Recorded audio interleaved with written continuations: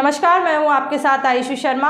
राजगढ़ जिले में SC/ST अनिश्चितकालीन धरना प्रदर्शन किया जा रहा था, जिसे कलेक्टर नीरज सिंह के आश्वासन के बाद समाप्त कर दिया गया है। आइए दिखाते हैं आपको पूरी खबर हमारे संवाददाता MH मंसूरी के साथ। राजगढ़ जिला मुख्यालय पे जो आपके संगठन के द्वारा धरना दिया गया था, उसमें अभी तक क्या कुछ निकल कर आया है सर, बताएंगे कुछ?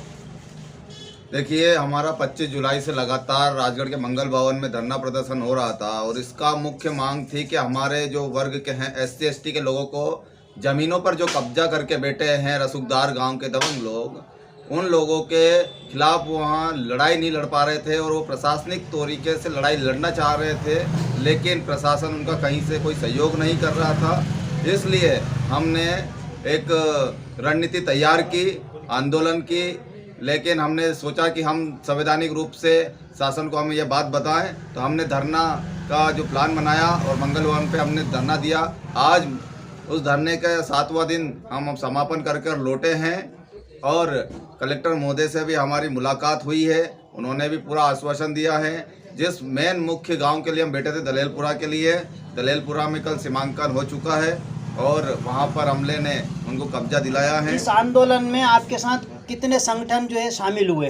देखिए, इसमें हमने किसी एक पर्टिकुलर संगठन को नहीं रखा है। हमने समस्त बहुजन मूल निवासी समाज के संगठनों का इसमें आह्वान किया है, जिसमें समस्त जो इस पीड़ित समाज के, इस पीड़ित परिवार के लिए आए हैं, तो उसमें कई पार्टियां के लोग भी हमारे तकरीबन कितने लोग इसमें जुड़ चुके होंगे आपके साथ?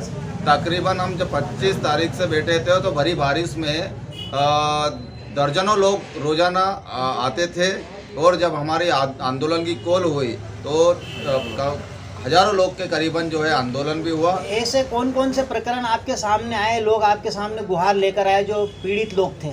जैसे ही उनको पता चला कि जमीन के लिए जो कब्जे की जमीन है, तो ऐसे पीड़ित लोग तकरीबन 30 आवेदन हमारे पास आए हैं अभी तक और उनकी फाइल बनाकर हमने कलेक्टर महोदय को सबमिट की है और उन पर एक्शन लेने के लिए उन्होंने आश्वासन दिया है। जल्दी उन पर निराकरण किया जाएगा और अगर निराकरण नहीं होता है तो हम फिर से और बड़े स्तर पर आंदोलन करेंगे। हमारे साथ इसी कड़ी में जो है मनोज जी इकलेरा चर्चा करने के लिए मौजूद है। जी सर, कैसा रहा इस आंदोलन में आपका अनुभव? आंदोलन का अनुभव यह रहा है कि अगर आपको आपके न्याय और हक और अधिकार की लड़ाई अगर लड़नी है तो हमें एक निडर और निष्पक्ष होकर के लड़नी होगी। और इसमें कई ऐसे आवेदन थे जो कि गलत तरीके से भी हमारे साथ पेश हुए हैं, क्योंकि उनको हमने एनालिसिस किया, उनको समझा और उसके बाद में जो जेन्युइन मुद्दे थे उन्हीं मुद्दों को लेकर के हमने आदरणीय कलेक्टर महोदय से मिलने की कोशिश की थी। उसमें हमारे साथ में कुछ अभद्रताएँ हुई थी। बाय फॉल्ट रहा है कि किसी व्यक्ति के द्वारा गलत व्यवहार उनके साथ किया गया था, उसकी वजह से उन्होंने ऐसा प्रतिक्रिया अपनी दी थी। ठीक है, उसमें हमने उनसे चर्चाएं भी की और सारा चीज़ हुआ है। उन्होंने भी हमारे साथ बहुत अच्छे से कोऑपरेट किया है।